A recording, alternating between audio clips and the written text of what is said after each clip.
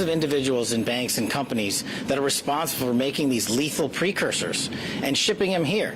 And you should ask yourself this: what other country in the world has a fentanyl crisis? None. Just us. That's not by accident. And then you should ask yourself, what about the volume and quantity of what was apprehended in just this operation alone? It was something like 139 kilograms of fentanyl powder. That's enough lethal doses for 70 million Americans. To put that in perspective, the state of Ohio has a population of 12 million people approximately. That's 5x Ohio. They also seized over 525 grams worth of powder that can be used to make fentanyl pills. That's enough to kill another 270,000 Americans. This stuff is lethal. It is for too long, there has not been attacked. And that's why the priority at the FBI is national security and violent crime. And this case demonstrates the intersection of those two top mission sets that the FBI has. And we're proud to stand here in Ohio today in the first of its kind effort to lead this takedown, to lead this initiative.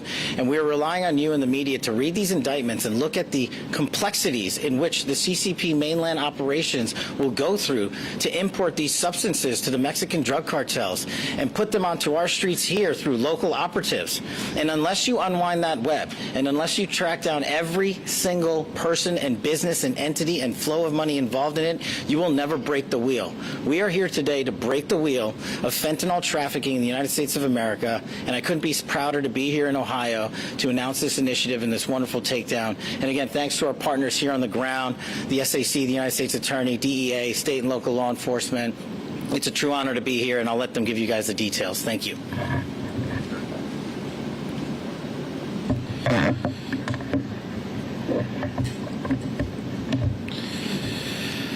Good morning. My name is Dominic Drace. I'm the U.S. Attorney for the Southern District of Ohio. I'm honored today to be standing here with Director Patel, with Special Agent in Charge Ayatrola from the FBI, and with Acting Special Agent in Charge Lawton from the DEA, to announce today a drug and money laundering conspiracy against chemical companies and individuals located in China and their co-conspirators here in the United States, particularly here in the Southern District of Ohio. This indictment sends a clear message. We will target fentanyl trafficking at every stage, in every part of the world, and we will hold accountable any individuals or entities that are involved in the distribution of this deadly substance. My job as the United States Attorney is to protect the citizens of the Southern District of Ohio. Synthetic opioids that originate from or are enhanced by so-called pharmaceutical companies in China continue to make their way onto the streets of our communities, and they continue to poison our citizens. That's a threat to public safety, it's a threat to our national security, and it won't be tolerated.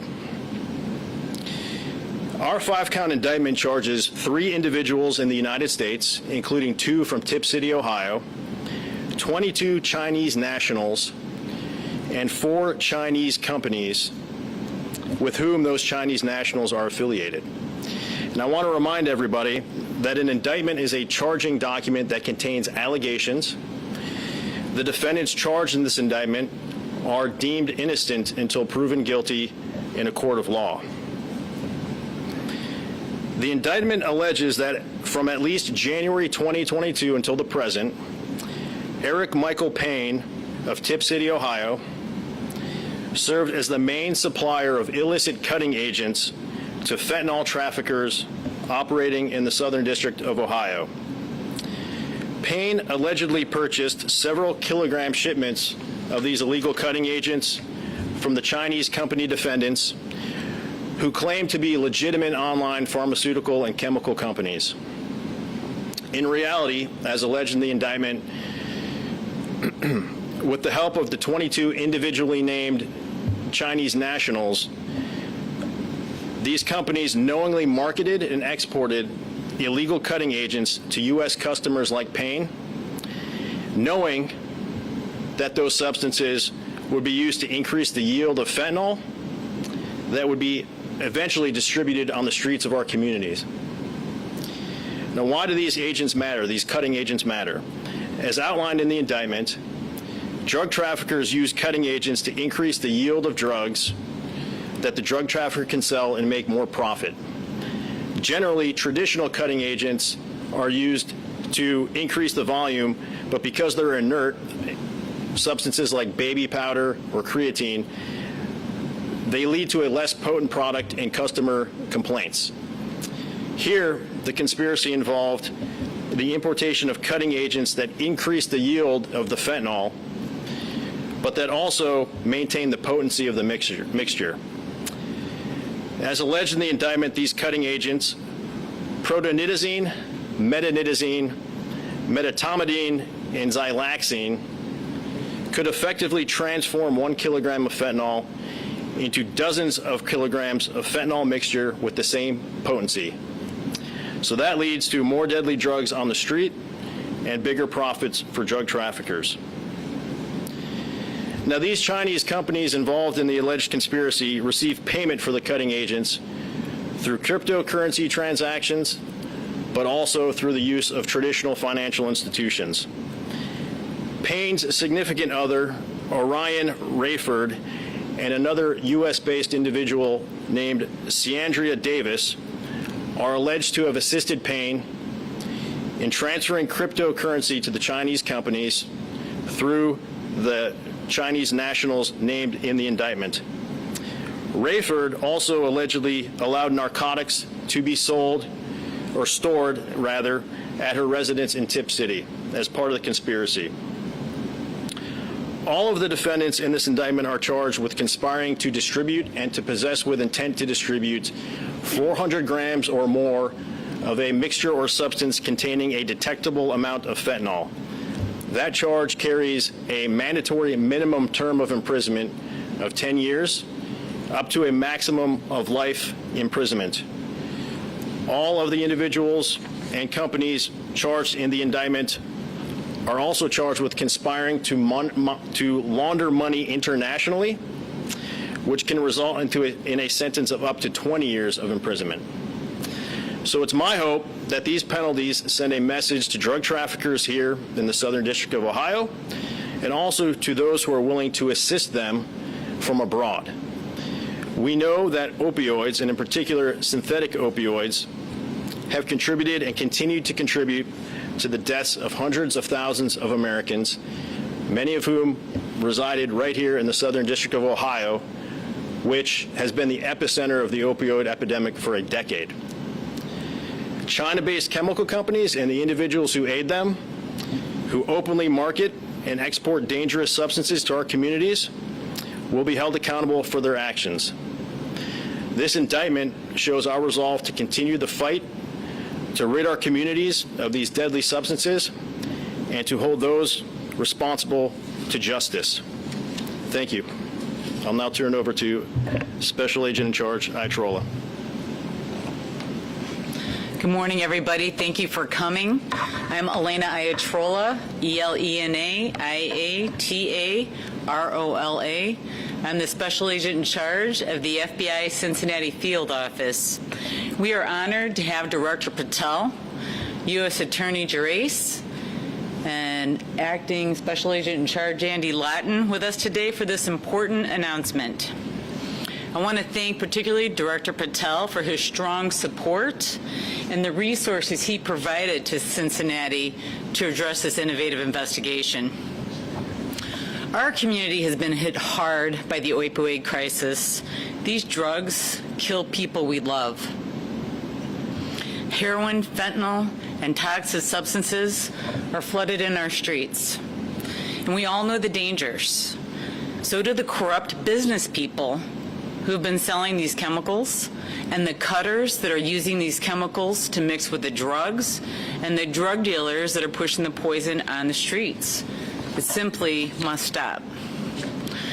Today we are announcing an important step in this fight.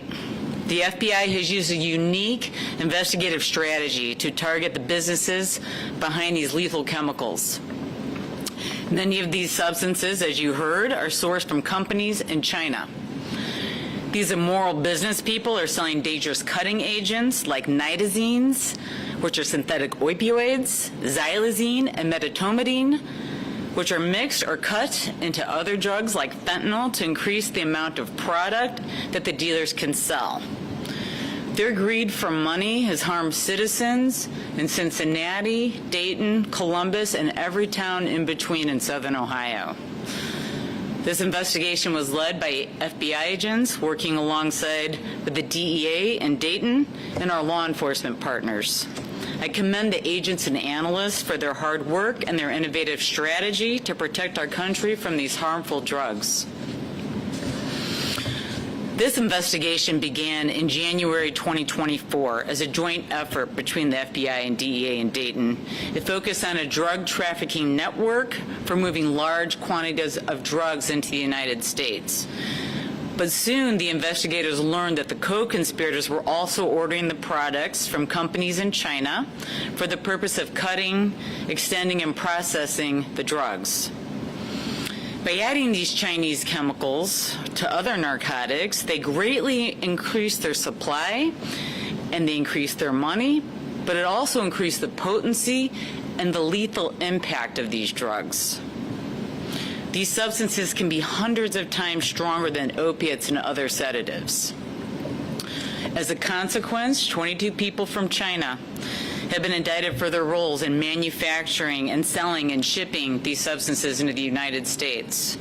4 Chinese-based companies have also been indicted, along with their bank and cryptocurrency accounts associated with the companies. And today, one of those Chinese companies and 2 of its representatives are being sanctioned by the Treasury Department for their role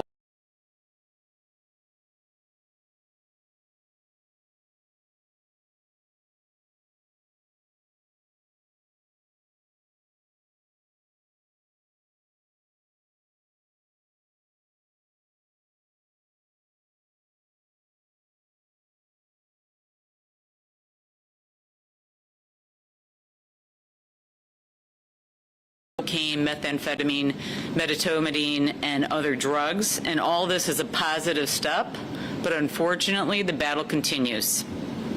We will continue to use innovative approaches to protect our communities. We will continue to work to crush violent crime and keep these dangerous drugs off the streets. And we will continue to work with our law enforcement partners because we care about our community and the people that live in them. Quickly, I'm going to show you the wanted posters. They have our China-based subjects on them. These 4 subjects are associated with the Zhengao Tingwei Chemical Company. And these co-conspirators are associated with the other China-based companies that were named in the indictment. This is a screenshot of the website by the Zhengao Tingwei Chemical Company. And as you can see, they state safe delivery, no custom issues, implying that it's fine to import these illicit drugs into the country. They market, as you can see, to the United States, Canada, and Europe. And they brag about the purity of these substances that are lethal and causing deaths in the United States. So again, I want to thank the case team, the special agents and analysts who have worked so hard to investigate this case. They've done a phenomenal job by uncovering the network and the deadly supply chain used to push the poison into our streets. And thank you to U.S. Attorney Gerace and his prosecutors for working closely with the FBI to indict these individuals and companies. And thank you to the DEA for being a great partner in working to crush violent crime. And thank you again to Director Patel for his support for this investigation and for coming to Cincinnati to announce these indictments. I do believe we have time for a few questions pertinent to this case and the indictments. Director Patel, David Winter with CBS Cincinnati. If you mind getting in front of the podium so we can ask you a question, we need to hear your answer. Thank you very much. So you just mentioned, or one of your colleagues just mentioned that crypto is being used by this criminal enterprise, allegedly. And crypto is being used by a lot of criminal enterprises in the past. you were on the board of the Trump technology company, Trump Media and Technology Group, that started a crypto company. How can you reconcile that? And how can that not be a conflict of interest with President Trump pushing these cryptocurrency rules to make it easier for cryptocurrency companies to operate in the U.S.? Why is that not a conflict of interest? Simple. Your facts are wrong. President Trump has made it abundantly clear that a priority of his administration is to crush violent crime and protect the homeland. This case is an embodiment of that administration's priorities. My involvement with the board of Truth Social, I have departed and I have no involvement in it. Cryptocurrencies are used around the world lawfully by millions and millions of people. But this case highlights the fact that cryptocurrencies are used by illicit enterprises from mainland China to the United States of America and to the drug trafficking organizations because they have adapted to the modernization in terms of how money moves. And these case agents and this United States Attorney's Office has not let them run the clock on them. They have adapted with them to tackle the cryptocurrency illicit empire, which is the focus of this case. And it will be the focus of the Trump administration and this FBI, so long as I'm director, to dismantle all methodologies of payments utilized by the drug traffickers, by individuals in Ohio and across America, and by CCP companies who wish to do harm to our way of life, and this case is an embodiment of that. Thank you. For Director Kash, the Dayton area is not the biggest metro in the state of Ohio. Why does it continue to be such a hot spot for illegal drug activity like this? That's a great question. My view would be, you have I-70 coming into Dayton, you have I-75 coming into Dayton. I think just the confluence of the highways there, frankly, we've seen it. I was an assistant United States attorney up in Dayton for 5 years. The drug trafficking activity in that region of our district outshines the other regions of the district, and I think it's probably because there's just a traffic route through there. So there's oftentimes huge seizures of drugs in the Dayton area, but we also see use in that area too. We see overdoses occurring in that area up in Montgomery County at high rates and things of that nature. So I think the traffic route through Dayton and also a high level of use is why Dayton continues to be an area of focus in these types of investigations. You guys mentioned sanctions from the Treasury, but will you be able to get any of these Chinese nationals here to the U.S. to face charges in U.S. District Court here? Yeah, I can speak to that a little bit. Obviously, China, we do not have an extradition agreement with China and the United States, and China has a policy against extraditing their own nationals. However, we will be taking the steps that we need to take to put red notices in on these individuals.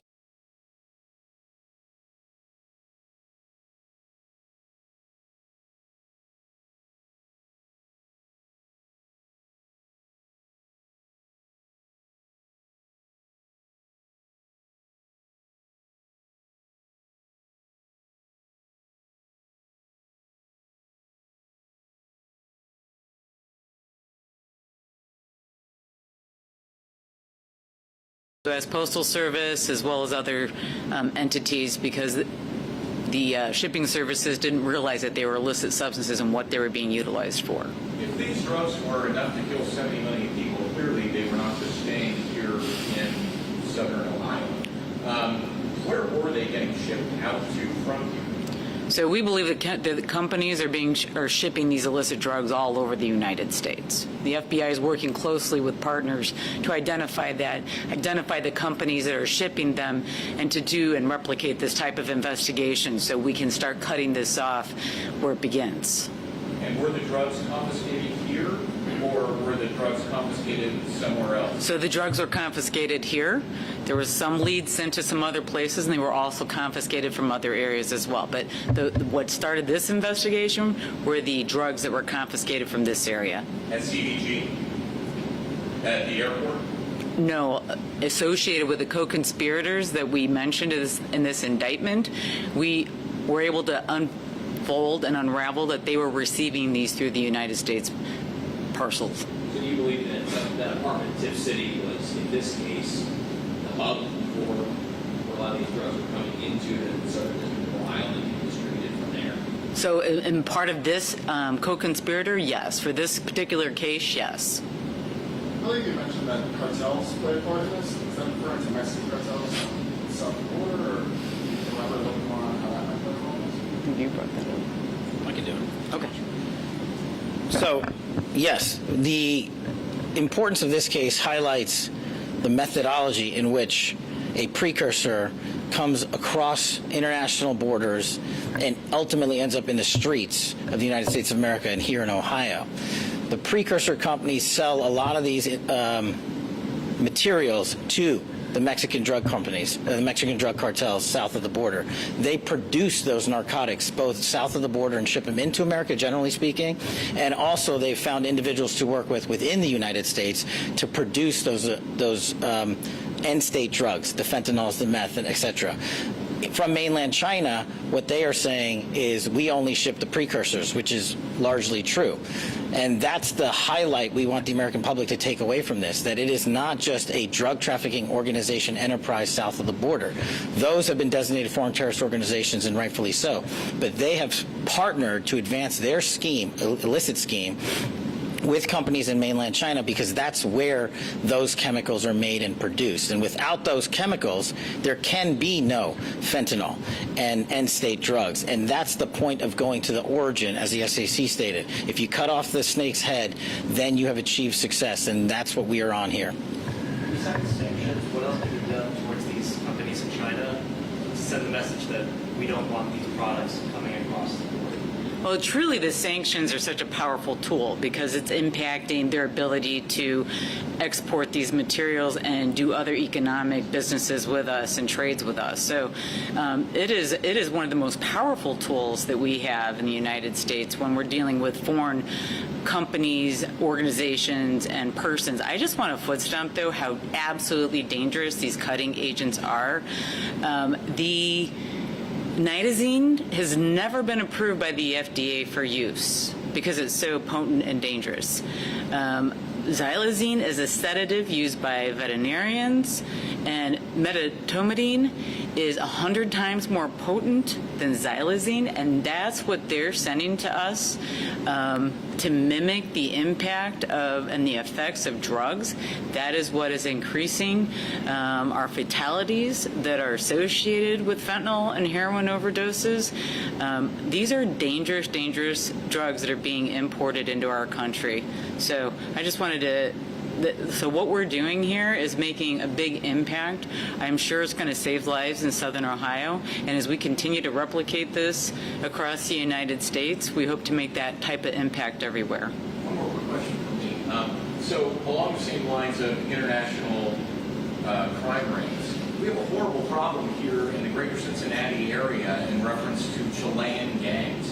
Why can't we close the loophole on Chilean gangs in this country that are just ravaging beautiful neighborhoods? Right now, the visa waiver program exists, and Chile remains on that list, allowing these people to come into our country and rob these beautiful homes.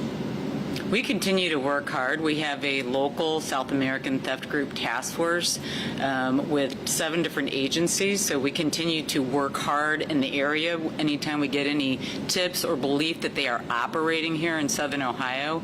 And then the FBI continues to coordinate through our headquarters the other field offices that are seeing the impact of these South American theft groups. We continue to address it. I can't speak to the visa waivers and that sort of thing because I don't have that specific knowledge with me, but I can tell you that when someone is here illegally or on a visa overstay, we are also working, the FBI locally, we are also working very closely with our Homeland Security and the other DOJ entities to remove those individuals. So in this case, were these drugs from that department in Tiff City ending up then in communities in the Dayton, Columbus, and Cincinnati? That's correct. That's correct, because of that drug trafficking network. Were you guys able to get any of those drug traffickers and drug dealers that you spoke about in connection to this case? Correct. So this actually was the spin-off case. We actually arrested a lot of that drug trafficking network prior to. The DEA was the lead on that case. This was a spin-off so we could go after the chemical companies supplying the cutting agents. Can you quantify that? I don't have those numbers in front of me. Director Kash, do you expect more global and national cases to be prosecuted here in Southern Ohio, like this drug group, and perhaps using racketeering charges to go against street gangs? Well, as the director of the FBI, we don't make decisions on prosecuting, but we work with our great colleagues at the U.S. Attorney's Office and the Department of Justice. And I can tell you this, working with the Attorney General and the Deputy Attorney General, the mission in Washington is the same for the rest of the country. We will prosecute and recommend charges and investigate anyone who wishes to harm our way of life. And that is exactly what this is. This is a national security crisis when tens of thousands of children and young Americans are being killed by illicit narcotics, but those illicit narcotics have to be made somewhere. And that's what we're trying to educate the American public on, that this is an international enterprise from multiple countries. And where any one of those individuals acts, the FBI will lead out the mission to investigate them. And if we can bring enough evidence and recommend charges, we will absolutely do that, not just here in Southern Ohio, but in the rest of the country. I think we have time for one more question. What can you tell us about the Frankfurt City that were Sorry. criminal background? What do we know about them? I don't really want to get into the background of the individuals that have been charged, just because that's not relevant to the indictment and their guilt or innocence in the indictment. But what we can tell you is that two of those individuals had already been arrested prior to the indictment being handed down by the grand jury yesterday. They will be arraigned. Both of those individuals will be arraigned today on the indictment, and the third individual has not yet been arrested, but will appear on that indictment shortly. You said this operation started in January of 24. Did it start, was it launched in there, or there were precursor planning done beforehand? This part of the case was initiated in January 2024. The larger drug trafficking network was previous. Thank you, everybody. Thank Appreciate you. it. Have a great day.